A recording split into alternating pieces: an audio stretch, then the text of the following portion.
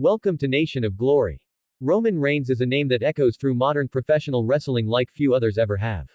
His journey through WWE has been marked by dominance, transformation, controversy, redemption, and an era-defining reign at the very top of the industry. When discussing championships in WWE, especially titles that shape legacies, the Intercontinental Championship always stands as one of the most historic and respected prizes in the company. In the story of Roman Reigns, the Intercontinental Championship occupies a unique and often misunderstood space, not because it defined him, but because it didn't.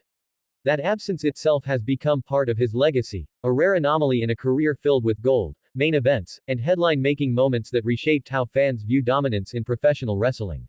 Roman Reigns entered WWE with expectations that were almost unfair in their size. As a member of the legendary Anoa'i family, he carried a lineage connected to greatness before he ever stepped into a WWE ring. When he debuted as part of The Shield, alongside Seth Rollins and Dean Ambrose, he was immediately positioned as a powerhouse, the enforcer, the silent force who delivered impact rather than speeches. During those early years, championships came quickly, especially in the tag team division, where The Shield redefined what modern teams could look like. Yet even in those formative stages, the Intercontinental Championship loomed as a traditional stepping stone, a title often used to test future main event stars. For decades, the Intercontinental Championship has been known as the workhorse title.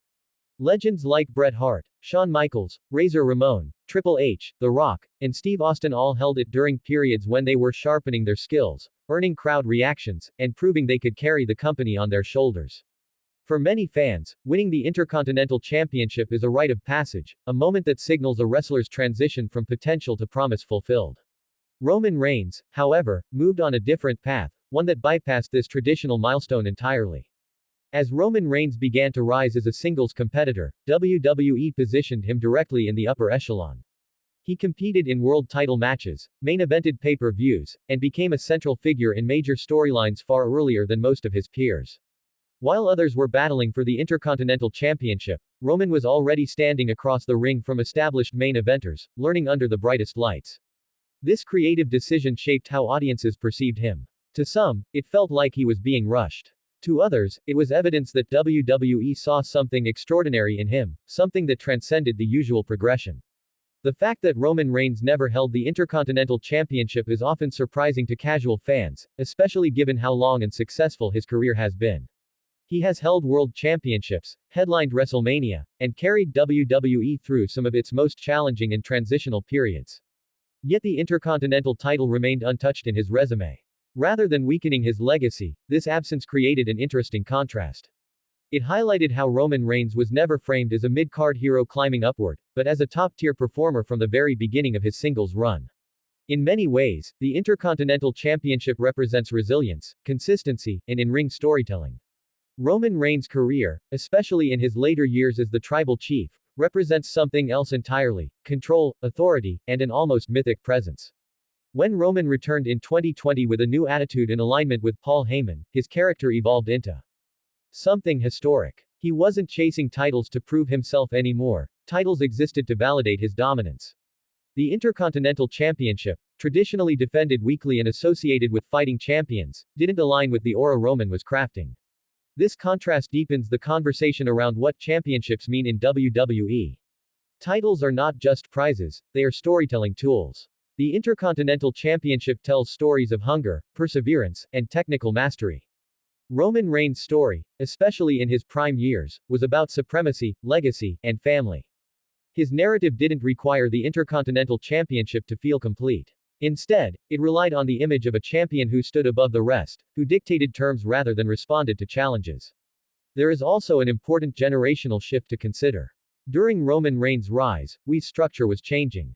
The brand split, evolving television formats, and shifting audience expectations altered how championships were valued and used. The Intercontinental Championship remained prestigious, but it was no longer the sole proving ground for future world champions. Roman's path reflected that evolution. He was tested not by mid-card feuds, but by constant pressure, polarizing crowd reactions, and the burden of being the face of the company. Fan perception played a massive role in shaping Roman Reigns' journey. Early resistance to his push created an environment where every move was scrutinized. If Roman had won the Intercontinental Championship during that period, it might have been seen as another forced accolade rather than an organic achievement. By avoiding that route, intentionally or not, WWE preserved the Intercontinental Championship's traditional role while allowing Roman to develop through a different kind of trial, one rooted in audience acceptance and character evolution rather than title accumulation. As years passed, Roman Reigns matured both as a performer and as a character. His in-ring psychology improved, his promos became more confident, and his presence more commanding.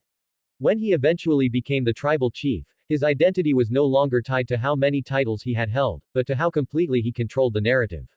In that context, the Intercontinental Championship almost felt unnecessary, a title beneath the gravity of the stories he was telling.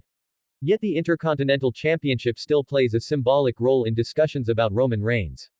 It represents the road not taken, the traditional path he bypassed. For some fans, this makes his career feel unconventional.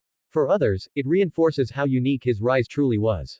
Roman Reigns didn't need the Intercontinental Championship to become a legend. Instead, he became a measuring stick by which others are judged, including those who hold that very title. There is also a sense of intrigue in imagining what could have been. How would Roman Reigns have approached the Intercontinental Championship if he had pursued it? Would he have redefined it through dominance, much like he did with world titles? Or would it have altered his trajectory in ways we can only speculate about? These questions add depth to his legacy, reminding fans that wrestling history is shaped as much by what happens as by what doesn't.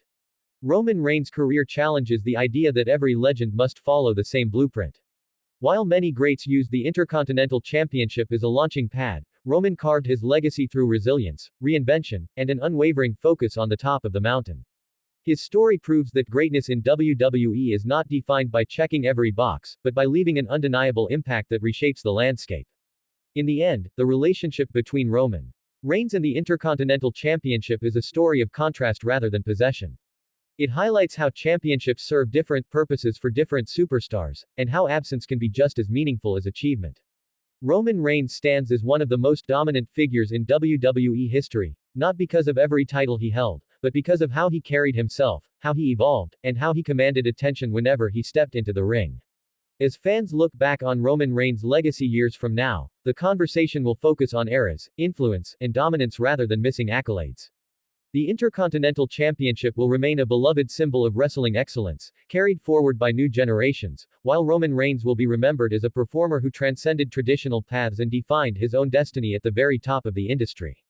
Follow, subscribe, and like.